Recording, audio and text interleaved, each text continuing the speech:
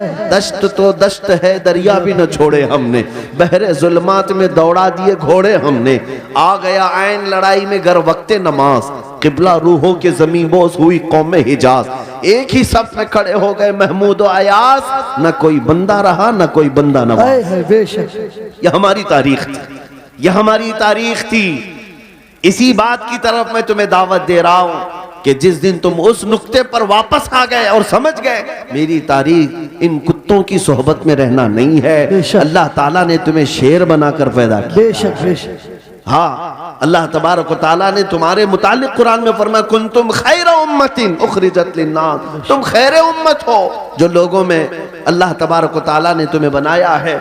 लिहाजा ऐसे वैसे की तरफ तुम्हें देखने की जरूरत नहीं। मुझे अफसोस इस बात का होता है जब हमारा नौजवान ये कहता है नई फिल्म आई है, उसमें फला एक्टर है, फला हीरो है, बाल उसकी तरह, कपड़े उसकी तरह, पैंट फाड़ लिया, सिर्फ एक नचनिया को देख करके, एक मुजरा करने वाले को देख करके अपना आपा खो गया, अपने आप को बदल लिया। और हमारे घर की खवातीन सुबह से शाम तक सीरियल के सामने, टेलीविजन के सामने और ख्वाब वहीं सजा रही हैं कि शायद हमारा भी घर ऐसा ही हो, हमारा लिबास भी ऐसा ही हो।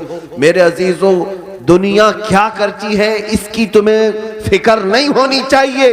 औरतें अगर किसी को देखती तो वो सैयदा कायनात फातिमा तो जहरा को देखती, कम से कम ये सीरत का मुताला करती कि उनका दुपट्टा कैसा था, उनका लिबास कैसा था, उनके रहन सहन कैसे थे। इसको छोड़कर इन्होंने आज मजाजी इश्क के और मजाजी ये स्क्रीन के ऊपर अपने दिल दे बैठे। और इसी तरह मर्दों की हालत भी यही है, नौजवानों की। ऐ नौजवानों, तुम्हारे हाथ में बंगड़ियां तक इन्होंने पहना दी, कानों में बालियां तक पहना दी, बालों में चोटियां तक ला दी, क्या क्या कर दिया। यहाँ हमारे अच्छे भले मर्द को औरत बना दिया जी, औरत भी नहीं मुखन्नस बना दिया। और इस पर ये मजीद ये समझता है कि ये फैशन है, ये फैशन है। अरे इधर से उधर से फाड़ करके पहनने वाला, नंगा घूमने वाला अगर फैशन ज़दा है तो फिर कुत्ता और भैंस बैल बकरी ये ज्यादा फैशन ज़दा है, बेशक, क्योंकि वो तो कपड़े ही नहीं पहनते। अगर नंगा होना ही फैशन है तो जानवर सबसे बड़े फैशनेबल है। मेरे अजीजों, जंगली दुनिया को न देखो, जो जंगल राज बनाना चाहती हो उनको ना देखो। अगर तुम्हें जिंदगी के ईमान के मजे लेना है तो मदीने वाले की तरफ बेशक बेशक। नबी पाक सल्लल्लाहु ताला अलैहि वसल्लम के अखलाक से बढ़कर किसी के अखलाक है नहीं, उनसे बेहतर किरदार किसका हो सकता है।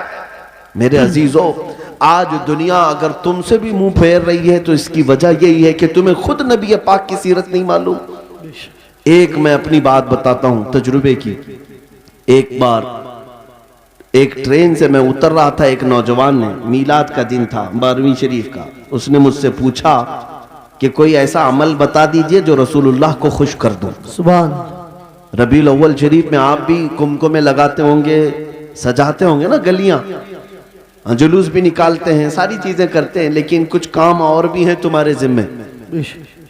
स्टेशन में थे, रेलवे स्टेशन से उतर रहे थे, मैंने उस नौजवान से कहा बेटा अगर कुछ करना है तो देखो हम स्टेशन पे हैं, जाओ कोई बूढ़ा या कोई कमजोर हो जिसका सामान भारी हो तो उठा लो, ये मेरे नबी पाक के अखलाक है, हुजूर की सुन्नतों में से और हुजूर के अखलाक करीमाना में से ये बात थी। मक्का में हुजूर इस बात पर मशहूर थे कि अगर कोई बूढ़ा सामान उठाकर जा रहा होता, नबी पाक खामोश नहीं खड़े होते, उसका सामान अपने कंधे पे ले लेते।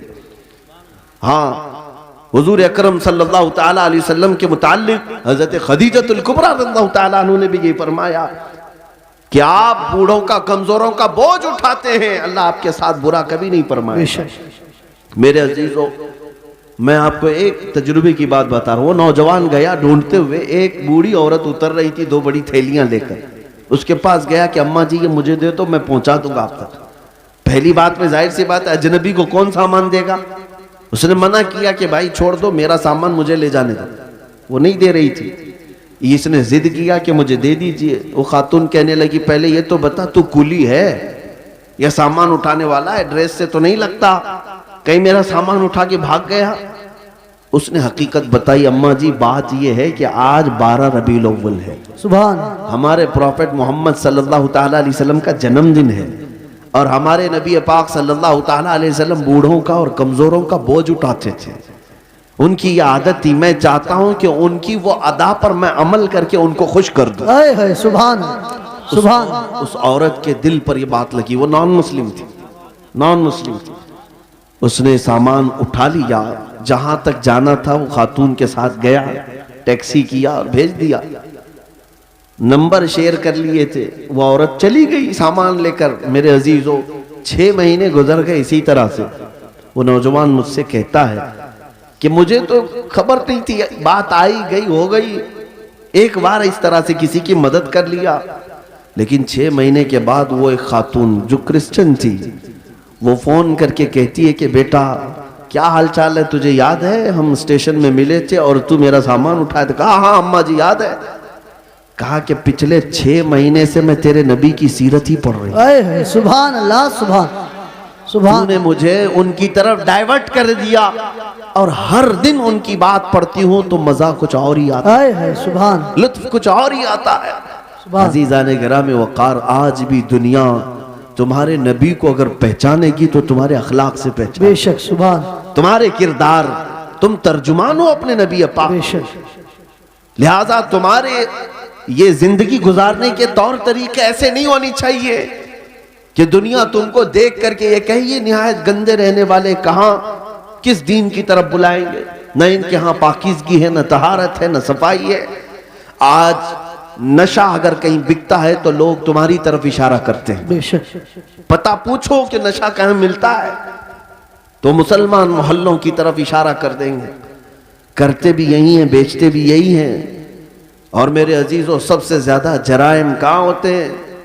लोग तुम्हारी तरफ इशारा करने लगते हैं। मैं ये नहीं कहता कि हम जराइम पेशा हैं, लेकिन तुम गैरों की साजिशों के नजर हो गए।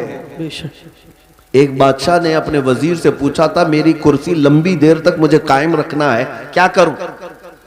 वजीर चालाक था, उसने कहा रोज रोज नई स्कीमें देते रहोगे, खाएंगे फिर पूछेंगे तुम्हें कि फिर नई स्कीम क्या आई है। कहा अगर लंबी देर तक अपनी कुर्सी कायम रखना चाहते हो तो एक ही काम है, अपनी पूरी रियाया को नशा खिलाना शुरू कर दो। अल्लाह। चरस, भंग, सारी चीजें इनको पिलाने की आदत डाल लो। बादशाह ने पूछा ऐसा क्यों? कहा जब ये सब नशेड़ी हो जाएंगे तो कब तुम्हारी कुर्सी की तरफ देखेंगे जी। उनको उनका नशा मिल जाएगा, बस वो सोचेंगे भी नहीं कि कौन हुकूमत कर रहा है, कौन कुर्सी पे बैठा है। जी। इस फार्मूले पर दुनिया आज भी अमल करती है। जी। अगर हक बात कोई जमात दुनिया में करती है तो वो मेरे मुस्तफा के गुलामों की जमात। बेशक बेशक। दुनिया को ये पता है कि ये अगर उठ गए तो कुर्सियां भी हिलाते हैं। बेशक। ये अगर उठ गए तो हक बात के ऐलान के लिए अपनी गर्दनें भी लुटा देते हैं, कटा देते हैं। इसलिए पूरी दुनिया ने ताकत ये लगाई कि इनके मोहल्लों में नशा ज्यादा रहे, इनके मोहल्ले में अय्याशी ज्यादा रहे। ये सारे फैशन कहां से शुरू किए जाते हैं आपको पता है? आज सऊदी अरब पूरी दुनिया का टारगेट बना हुआ है। इजराइल वहां उतरा हुआ है, अमेरिका वहां उतरा हुआ है, रशिया, यूके सब वहां उतरे हुए हैं। हम तो उसे मरकज इस्लाम मानते हैं, मक्का मुकर्रमा और मदीना तैयबा होने की वजह से, इसलिए नहीं कि बादशाही हुकूमत है। लेकिन जिनको पूरी दुनिया में अपने फैशन फैलाना था फैला देते, लेकिन अरब में क्यों गए? इसलिए कि उन्हें पता है।